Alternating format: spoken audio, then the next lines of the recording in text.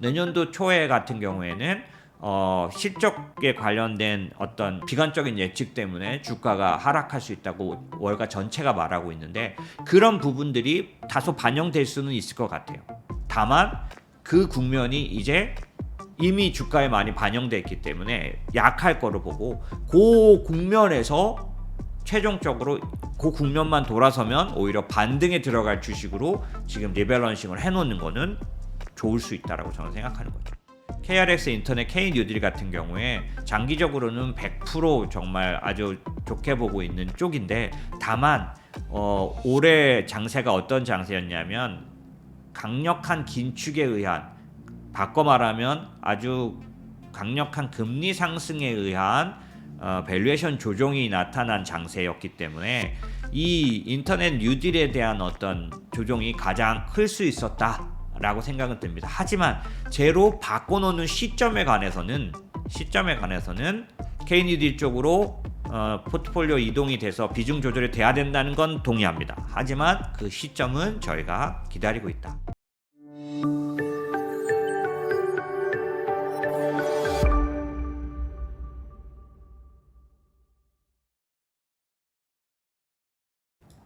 다음 질문은 두 분의 질문을 한꺼번에 다루면 좋겠다고 되어 있네요. 최땡땡 고객님 질문 주셨습니다. 예전에 추천해 주셨던 인프라 관련 ETF가 기술주 대비해서 월등하게 수익이 좋은 상황인데 수익난 부분만 매도해서 리밸런싱을 통한 포트폴리오 균형을 맞춰야 하는지 아니면 계속 보유를 해야 하는지 궁금합니다. 네, 질문 주셔서 감사합니다. 두 번째 안성탄년님은 안녕하세요. 이모스의 자문을 개인연금하고 IRP를 맡겨놓은 상태입니다. 개인연금 포트폴리오 중에 타이거 KRX 인터넷 K뉴딜의 수익률이 좋지 않아 가장 많은 돈을 넣을 줄 알았는데 8개 섹터의 기존 비중대로 운영을 하시는 것 같습니다. 이유가 궁금합니다. 현재 상황에서 환해지 상품에 대한 의견도 듣고 싶습니다. 질문에 약간 맞춤법들이 좀 틀려서 보시기에 거슬리실 수도 있겠네요. 자, 그거는 좀 양해해 주시고요. 될 수 있으면 이런 부분들은 바꿔서 하겠습니다.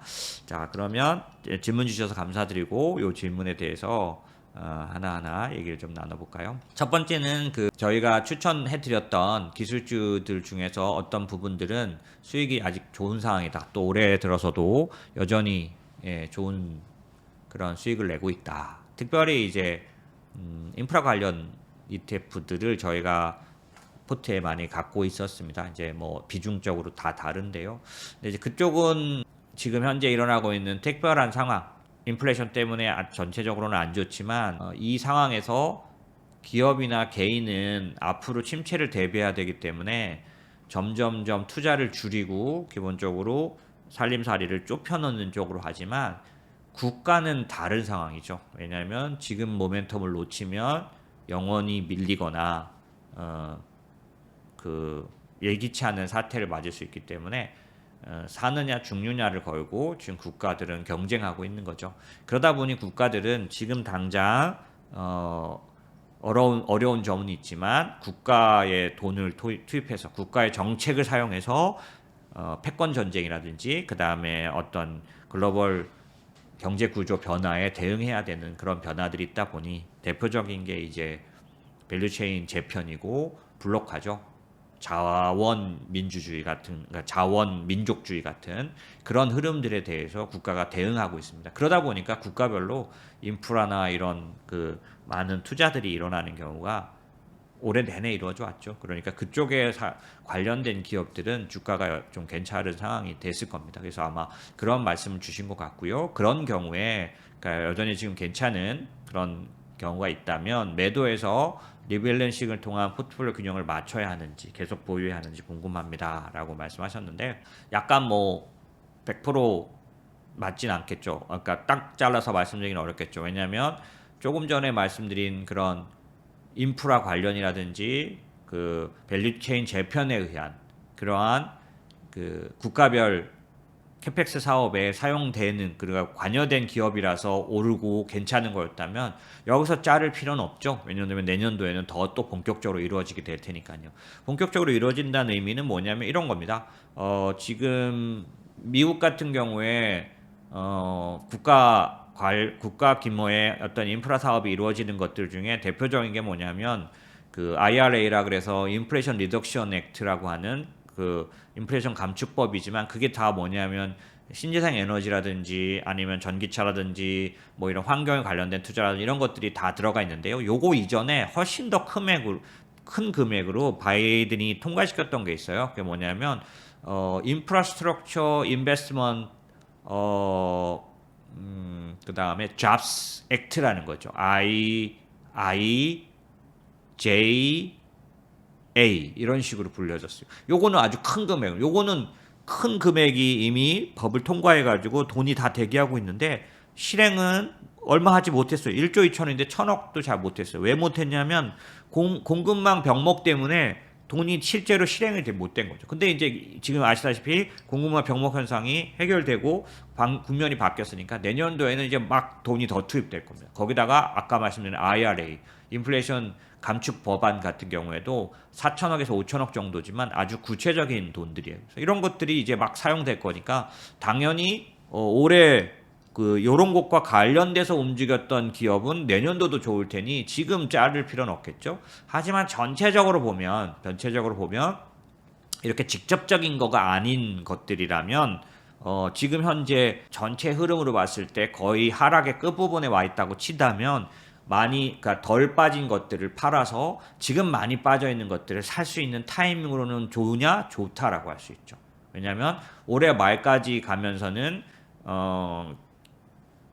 그 긴축이 속도 조절한다는 걸로 상당히 하단이 방어되는 그런 장세가 나타날 가능성이 많아요. 긍정적으로 반영했기 때문에 올해 말까지 뭐 산타랠리를 얘기하지만 산타랠리가 뭐 어떤 의미인지 모르겠지만 어쨌든 지금 현재 주식시장은 그렇게 연말까지 아예 무너져 내릴 것보다는 아마 조금씩 올라가서 좀 좋은 상황을 반영할 걸로 보여집니다. 그러니까 이런 상황에서 매도를 어느 정도 하는 건 좋겠고요. 다만 내년도 초에 같은 경우에는 실적에 관련된 어떤 비관적인 예측 때문에 주가가 하락할 수 있다고 월가 전체가 말하고 있는데 그런 부분들이 다소 반영될 수는 있을 것 같아요. 다만 그 국면이 이제 이미 주가에 많이 반영되어 있기 때문에 약할 거로 보고 그 국면에서 최종적으로 그 국면만 돌아서면 오히려 반등에 들어갈 주식으로 지금 리밸런싱을 해놓는 거는 좋을 수 있다라고 저는 생각하는 거죠. 그래서 기존에 만약에 좀 수익률이나 이런 게 괜찮으신 상황이라면 올해 말까지 해서 매도하시고 내년 초반에 많이 떨어져 있고 반등의 첫 번째 구간에 들어가는 제일 많이 빠진 쪽들이죠. 이쪽을 사놓는 것은 좋은 투자가 될 거다라고 생각이 들고요. 본인의 포트폴리오가 좀 더 장기적인 운용에 그런 목표를 둔 거라면 이런 리밸런싱은 뭐 수시로는 아니지만 적어도 1년 단위 정도는 하는 게 좋겠다라고 말씀드릴 수 있겠죠. 그 다음에 두 번째 질문 주신 거는 저희가 운용하고 있는 연금과 관련돼서인데요. 저희 연금에서는 지금 현재 8개 섹터 중에서 많이 빠진 섹터에 대한 그런 투자를 비중 조절을 안 하냐, 할 계획이 있느냐, 뭐 이런 거에 대한 그런 궁금증을 말씀하신 거거든요. 그래서 그 부분에 관련해서는 일반적으로 연금 같은 경우에는 조금 더 그 포트폴리오 조정을 그 길게 하는 쪽에 속한다. 연금 자산 자체가. 그리고 두 번째는 KRX 인터넷 K 뉴딜 같은 경우에 장기적으로는 100% 정말 아주 좋게 보고 있는 쪽인데 다만 올해 장세가 어떤 장세였냐면 강력한 긴축에 의한 바꿔 말하면 아주 강력한 금리 상승에 의한 밸류에이션 조정이 나타난 장세였기 때문에 이 인터넷 뉴딜에 대한 어떤 조정이 가장 클 수 있었다라고 생각은 듭니다. 하지만 제로 바꿔놓는 시점에 관해서는 K뉴딜 쪽으로 포트폴리오 이동이 돼서 비중 조절이 돼야 된다는 건 동의합니다. 하지만 그 시점은 저희가 기다리고 있다라고 보시면 되겠고요. 어느 정도 우리가 생각할 때 싸졌다 그래서 계속 사자를 들어갈 수 있는 그런 상황이 아닌 때들이 좀 있죠. 지금 같은 경우 연금 계좌 같은 경우에는 포트폴리오 조정 자체를 텀을 길게 하기 때문에 그렇게 바로바로 싸진 쪽으로 들어가지 않고요. 그 다음에 이 모멘텀이 연간 내내 하락한 장이었기 때문에 특별히 긴축에 의한 하락장은 내년도 초반에 그런 어떤 전환이 일어날 때 그 첫 번째 상승, 그러니까 반등이 가장 많이 나오는 종목들 중에 이런 쪽 들어갈 가능성이 충분히 있습니다.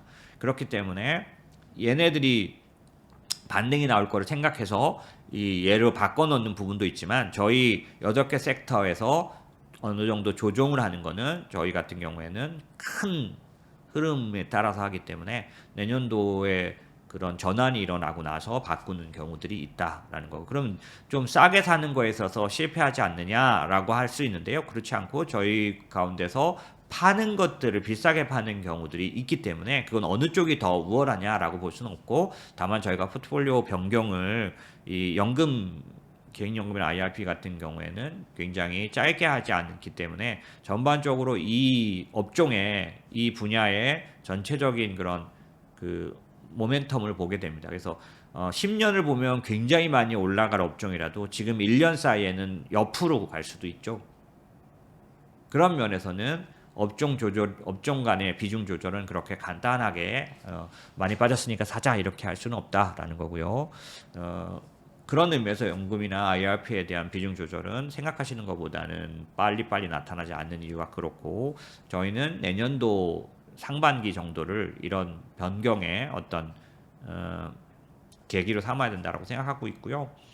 저희 연금에 가입하신 분들은 아시겠지만 저희 연금은 주도 업종 투자를 기본 틀 중에 중요한 틀 중에 하나로 갖고 있습니다. 그게 무슨 얘기냐면, 시장의 주도 업종을 투자했을 때 얼만큼 더 좋은 결과가 있느냐라는 것들을 여러 번 설명드립니다. 예를 들면 제가 현대차로 여러 번 얘기를 드리는데, 2009년, 10년, 11년 요때에 현대차는 800% 이상 올랐어요. 근데 이제 그 전에 똑같이 이제 10년간을 보면 현대차가 꾸준히 10년 동안 오른 게 아니고요. 거의 2009, 10, 11, 그러니까 10, 11, 12, 요 3년 동안 800%가 이상 올랐거든요. 그런데 그건 왜 그러냐면 그 당시에 중국 중심의 어떤 그런 움직임이 한국에 나타났는데, 예를 들면 차화정 시대였죠. 그래서 차화정 시대에 차가 자동차잖아요. 그래서 차화정 시대에 자동차만 계속 오르는 시대였었어요. 그래서 3년 동안 그렇게 많이 올랐지만 주도 업종이었다는 뜻이죠. 하지만 그 뒤로 어떻게 됐느냐? 5만 원대까지 떨어졌으니까요. 계속해서 내려왔죠. 그러니까 10년간 거의 10년간 내려왔어요. 그래서 저희는 연금에서 이 주도 업종 위주로 하다 보니 변경을 2, 3년 단위로 합니다. 주도 업종에서 타락했을 때 매도하고 바꾸는 거죠. 그래서 말씀 주신 것처럼 더 사는 부분들은 할 건데요. 하지만 주도 업종의 변경을 어느 정도 저희가 규정해야 합니다. 그런 면에서는 이제 내년도 상반기에 그런 모든 부분들을 결정해서 여전히 주도 업종에 남아있게 된다면 더 추가적인 돈을 넣고 이런 작업들을 적극적으로 진행하게 되겠고요. 만약에 주도 업종에 변경이 올 수 있다면, 그런 경우라면 지금 더 사는 것들은 너무 이를 수 있죠. 라고. 그렇기 때문에 말씀 주신 것처럼 당연히 많이 빠지면 사는 거는 좋은 태도고, 저희도 늘 그런 것들을 하려고 하는데, 지금 같은 경우는 주도 업종 투자를 하는 연금 경우에는 그런 것들이 있다. 지금 인플레이션이 실제로 올해 나타난 인플레이션은 심각한 인플레이션입니다. 그래서 40년, 그러니까 지나간 기간으로 보면은 40년 정도 뒤전으로 가야만 있는 인플레이션이죠. 근데 이 인플레이션이 그때처럼 지속적으로 나타나거나 또 장기적인 영향을 주는 인플레이션이라면 약간 우리가 주도 업종에 대한 생각을 바꿔야 하는 거고요.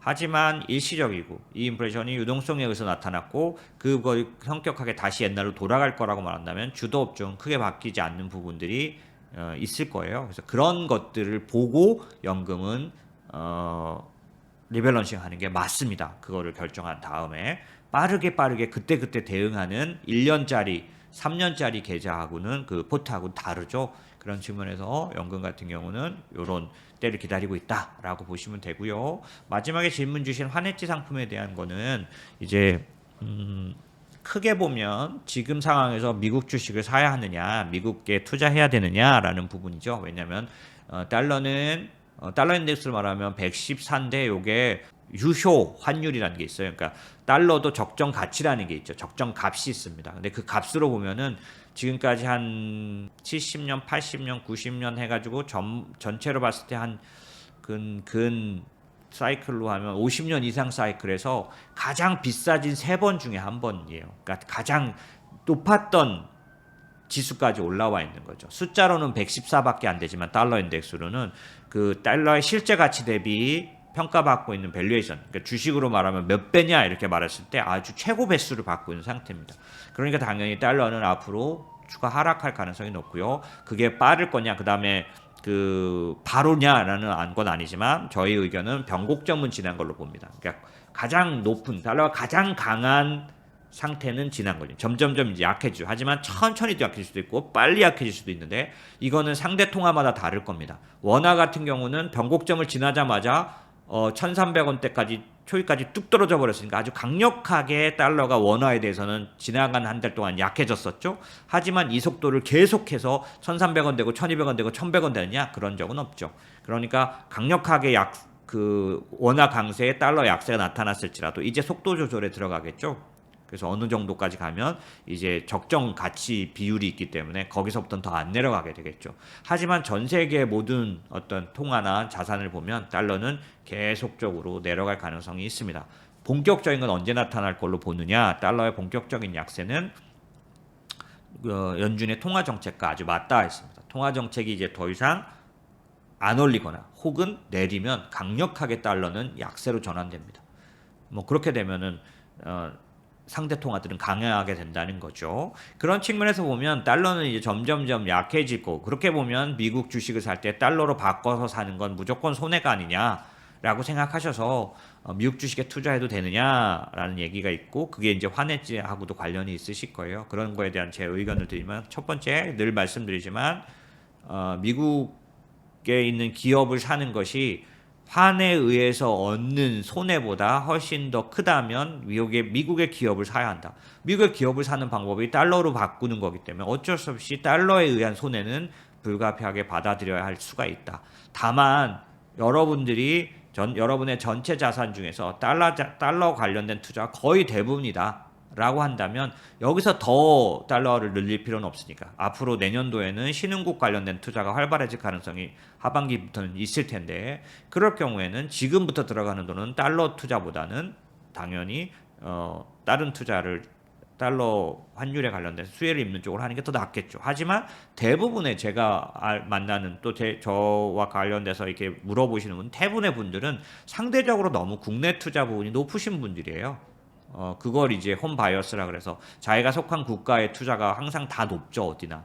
그래서 여러분들 투자 자산이 대부분이 원화에, 그러니까 국내에 투자돼 있다면 지금은 거꾸로 미국 쪽으로 많이 하셔야 되는데, 이럴 때 달러가 비싸다는 거에 너무 제한받지 마시라는 얘기입니다. 왜냐하면 자산 배분적인 가치, 그 다음에 미국 기업의 장기적인 가치, 이런 것들로 봤을 때 기본적으로 이걸 감수하고 미국 쪽의 자산을 늘리셔야 되는 상황이신 분들도 충분히 있으시다. 그런 분들이라면 환에 관련된 부분은 거꾸로 이제 내려놓는 게 필요하다. 왜? 전체적으로 봤을 때 여러분 자산을 봤을 때 미국 관련된 달러 자산이 50% 이상 돼야 합니다.